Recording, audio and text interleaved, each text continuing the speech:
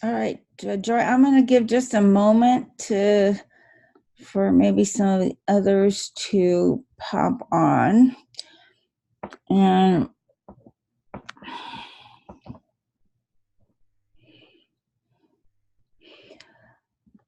I'm going to ask you when I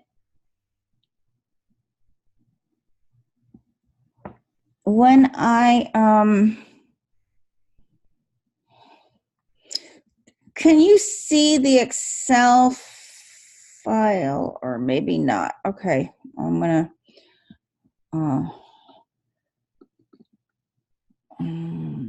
okay.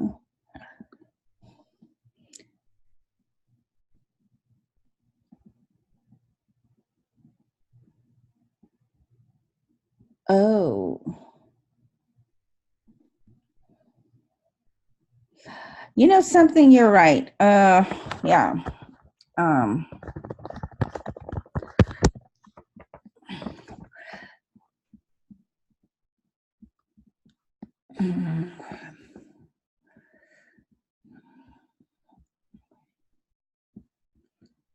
I am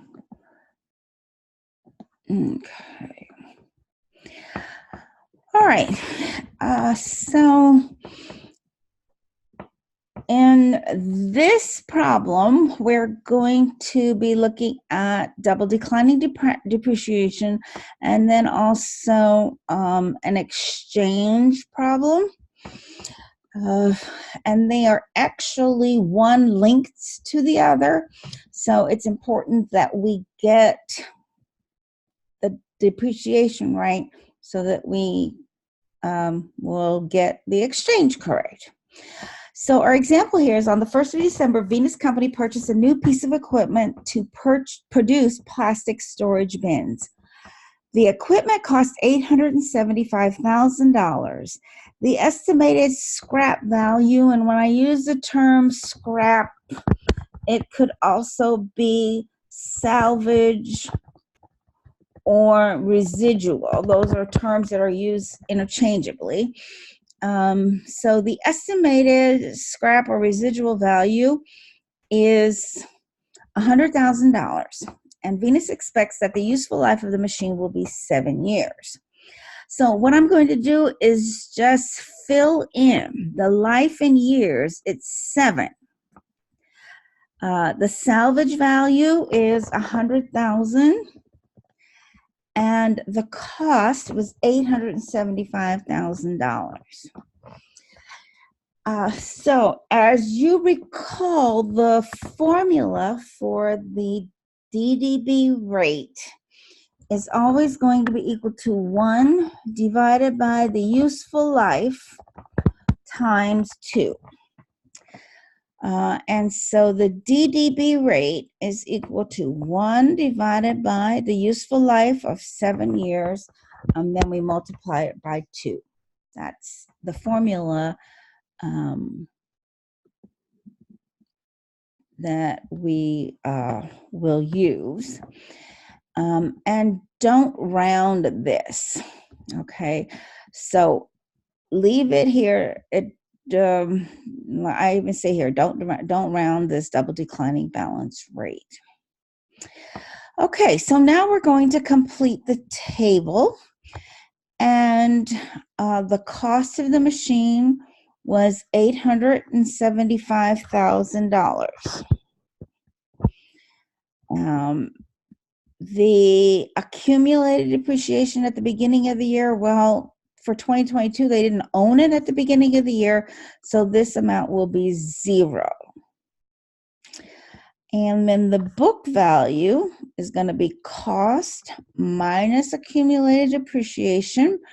And so at the beginning of the year, the book value is $875,000. Now, the double declining balance rate that we're going to use, it is the rate that we computed up above, but remember or note that they only purchased this equipment on the 1st of December. So for the year 2022, they only owned it for 1 month. So we need to take the double declining balance rate and multiply it by 1 month out of 12. And again, I'm saying do not round. This is what's showing up here, but if I show more decimal places, you can see that this number has not been rounded. Then the depreciation expense is the beginning year book value multiplied by the double declining balance rate. And this one here, we can just round it to the nearest dollar. Okay, so in 2023, the cost was still $875,000. The accumulated depreciation at the beginning of the year is equal to what it was at the beginning of the previous year plus the depreciation expense from the prior year. So the accumulated depreciation at the beginning of the year 2023 is $20,833. So therefore, the book value, which is cost minus the accumulated depreciation, is $854,167. And that's the number that we're going to use to compute the depreciation expense using the double declining balance method. So it will be book value at the beginning of the year multiplied by the rate, and they owned it for the whole year. So we'll just use that same, use the rate for the whole year. And we have depreciation expense of $244,048. Now, when we get to the next year, cost is still the same. The accumulated depreciation at the beginning of 2024 is equal to what it was at the beginning of 2023, plus the depreciation expense for 2024. All right, and now we can compute the book value at the beginning of the year, $875,000 minus the accumulated depreciation of $264,881. And now the book value is $610,119. And again, we're going to use the DDB rate for the whole year. Now I'm going to tack it down so that it is always going to look at this cell. And you do that with, if you're on a PC, you'd hit F4. If you're on a Mac, you probably have to hit Function and F4 to get the dollar signs. All righty. And so the depreciation expense we know is the book value at the beginning of the year times the double declining balance rate. Okay. And now what I'm going to do then is just drag and drop this down.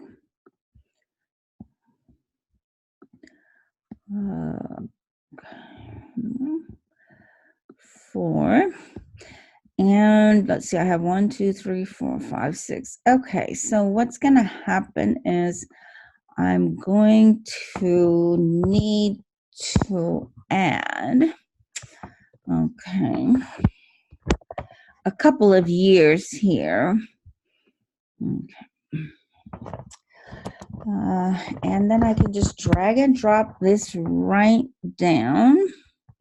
Actually, you know what? I don't really even need to do anything anymore, because recall that with the double declining balance method, we never depreciate below salvage. Oh no, I gotta wait. Yeah, well, we got a ways to go. Sorry, I was looking at the wrong column. All right, so for 20, 8. So this is, I might need one more year even. So let me just insert this here. Okay. Okay. And let's see.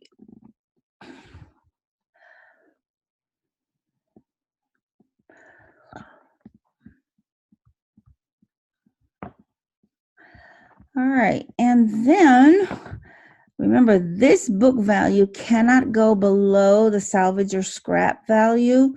So in 2020,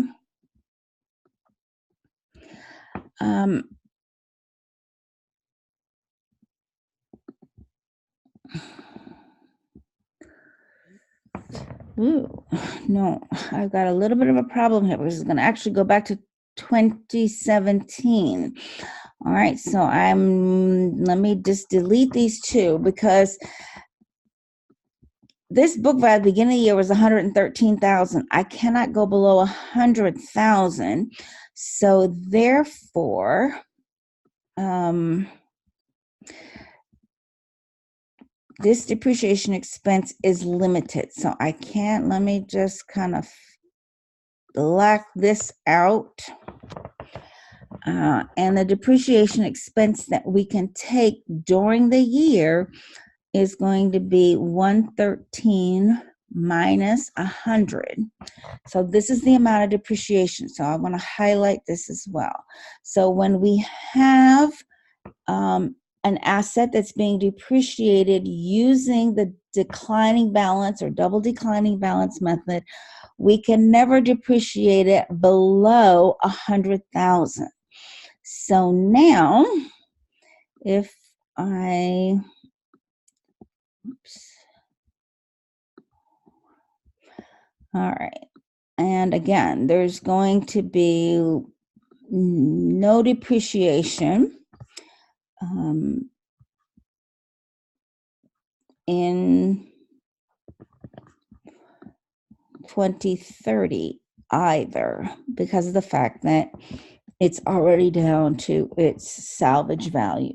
So they may, even though it may have reached the end of its useful life, they may still continue to use it because remember the useful life is only an estimate. And so, but when they use it after year 2029, they're not going to be taking any depreciation on it because it's already depreciated down to salvage value. All right. Any questions on that?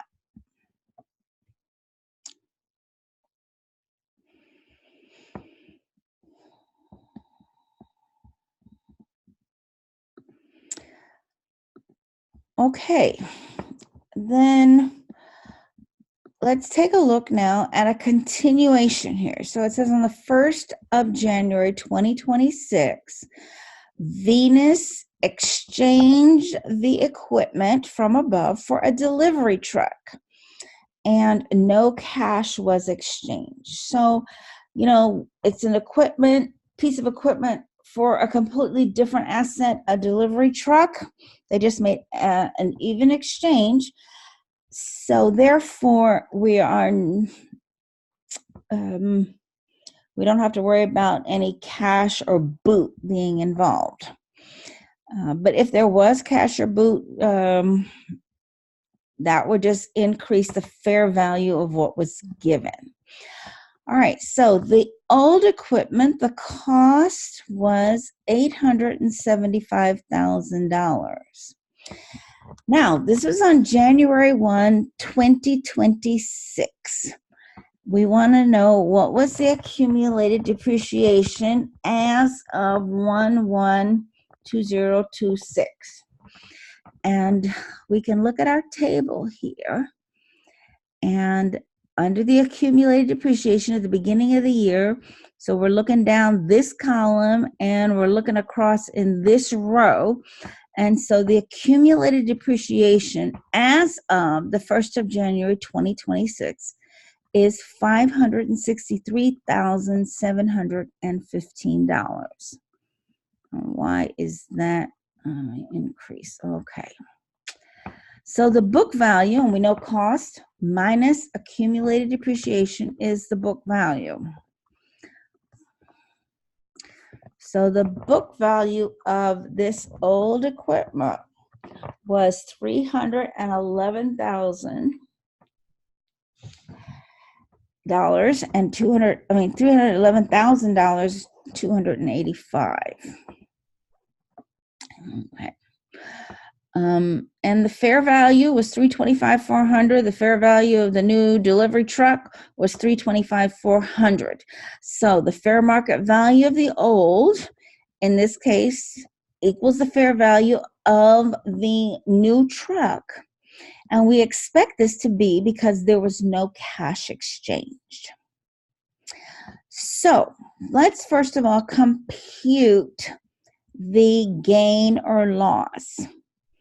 And the gain or loss is going to be equal to the fair value of the old equipment, $324,500, and the book value, which we computed to be $311,285. So the difference is, since it's a positive number, it's a gain. And we're going to record this gain because this transaction is considered to have commercial substance. They are exchanging two completely different assets that we assume have two completely different cash flow structures.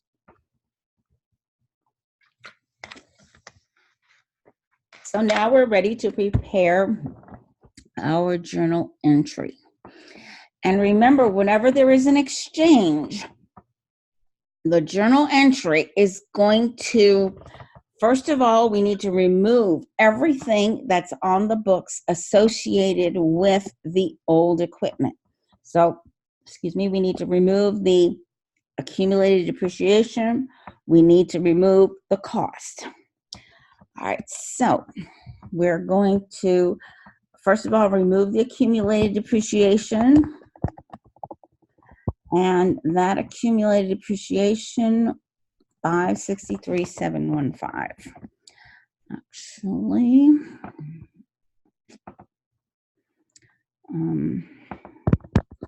oops, sorry.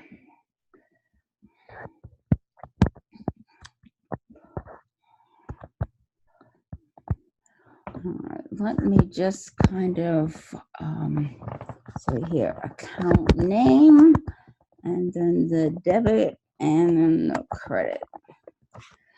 Okay, so we debit the accumulated depreciation for $563,715. We also have now this vehicle. All right, so this is when I say new to us, and it's going to be recorded at its fair market value, which is $325,400. Then we're going to credit the cost of the old equipment. And that was $875,000. So we're removing this off of the books. But if I go down here and do a little kind of a computation,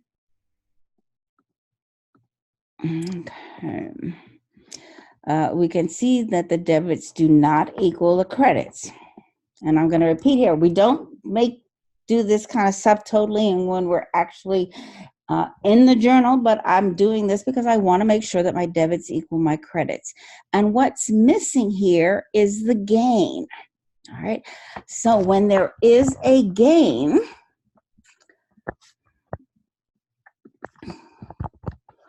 the gain on the exchange, the gains are credited. If it had been a loss, then the loss would have been debited. But this will be then the journal entry to record the exchange of the old equipment for the new vehicle. Any questions? Any comments?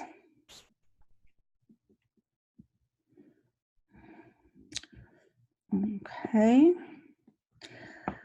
All right. So now we can go back into our notes.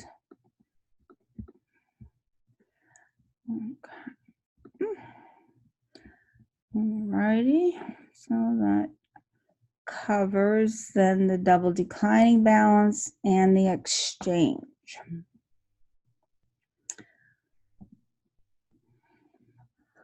All right, I don't see any comments or any feedback, so I'm going to assume that that means you don't have a question right now and continue. Okay.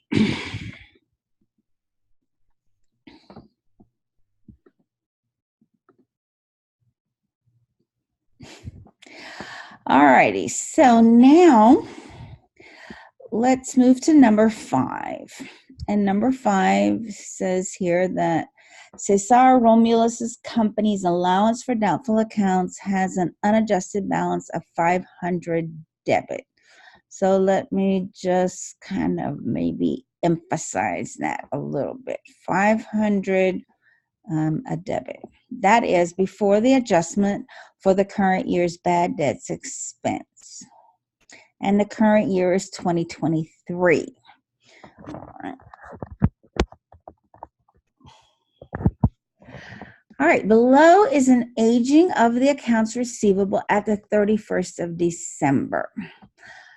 So let's go ahead then and work through how do we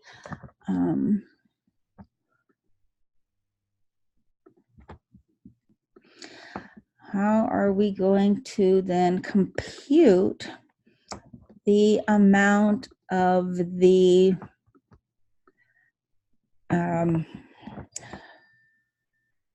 estimated uncollectible. So note here, the accounts receivable have already been aged.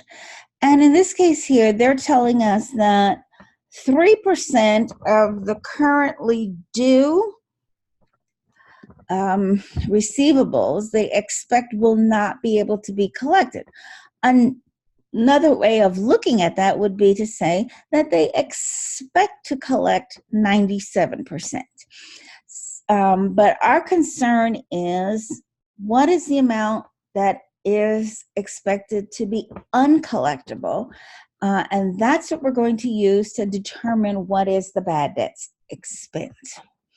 So the amount uncollectible from this 1,540,000 that is still, between 0 and 30 days, they expect that 46,200 of that is not going to be collectible. Now, some stuff that's between 31 and 60 days gets a little bit higher, and we're all familiar with the longer somebody owes you, the less likely it is that you're going to collect it. I don't know, I had somebody probably around 2004 wanted to borrow some money from me, and I don't like to lend. I just say, okay, I don't tell them out loud, but I say, okay, I'll give you so much so that if you don't ever pay me back, I'm not going to be sort of all bent out of shape over the friendship.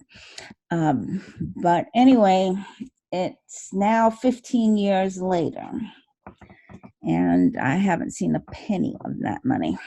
And I guess she did herself her own good, because she's sort of like, I guess maybe tried to avoid me.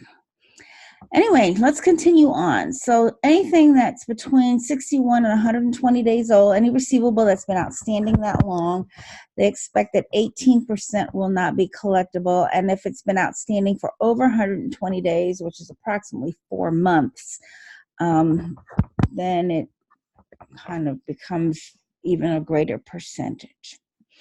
So what we have here then is the amounts of the receivables that we expect not to be able to collect or that are uncollectible.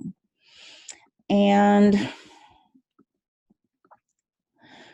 so the total amount that is estimated to be uncollectible is $142,100. And let's just note here, what is this? This amount here is the desired balance in the allowance account. This amount here, this is what we want to have. After we make the adjusting entry for bad debts expense, we are going to, we want to have this balance in the account. How much are the total receivables? Well, we'll just sum up each of these. And there's $2,098,500 of receivables. All righty. So now let's go back to our, this is our review notes. And all right, what is the desired balance in the allowance account? All right, well, we know that it is $142,100. That's what we want in that account.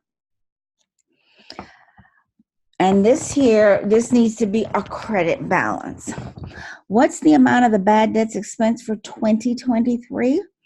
Well, to recall that before they record bad debts expense, the allowance account has a $500 debit balance. All right, so we need to then record bad debts expense sufficiently so that it goes from $500 debit to $142,100 credit. And to do that, okay, we're going to then, well, we know that it has, so the balance right now, this is a contra asset account. So the normal balance is credit. All right, so the debit balance, we say here would be like a negative credit balance. All right, it's 500. And what we want to do is add the bad debts expense. And we want that to be equal to $142,100 credit. So how do we get there? All right, well, let's see here. Bad debts expense. I'm going to move this negative 500 to the other side. It becomes a positive 500. So therefore, bad debts expense is going to be equal to $142,100 plus $500, and that's going to be equal to $142,600. So this is the amount of the bad debts expense.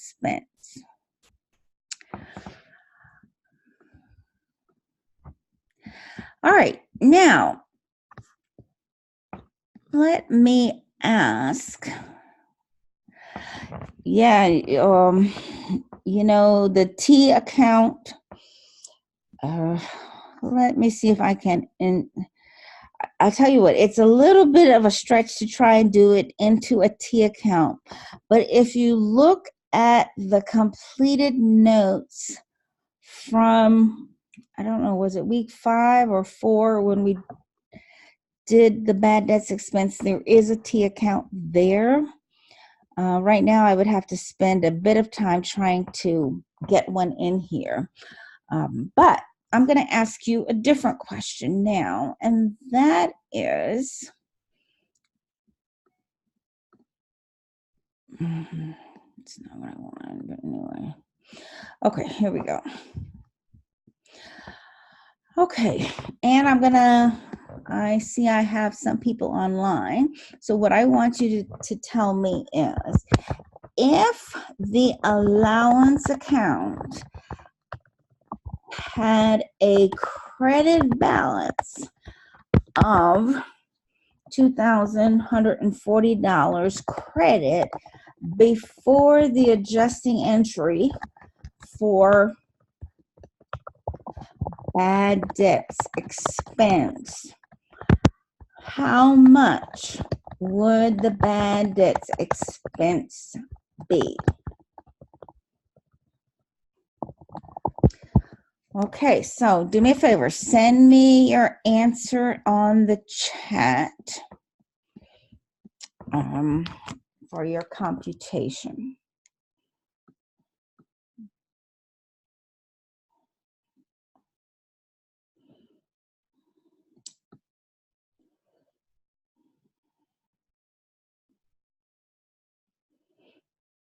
Okay, so what happens is now there is $2,140. This is the balance plus the bad debts expense.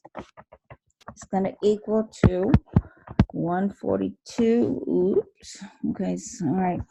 $142,100. So therefore, this is going to say that bad debts expense is going to be equal to 142,100 minus 2,140, and that I'm sure 142,100 minus 2,140, and yep, it is going to be equal to $139,960. So this would be then the bad debts expense.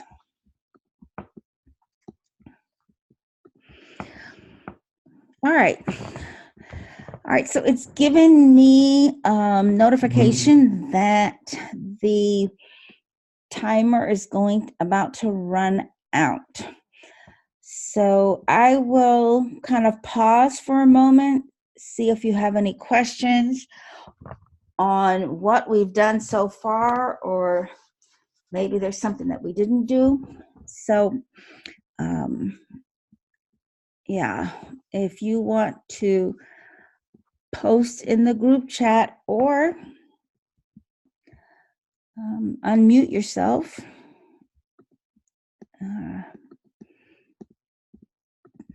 That will be fine. Otherwise, what I'm going to do is stop this one and move into another session. Again, same link. Yes, same URL.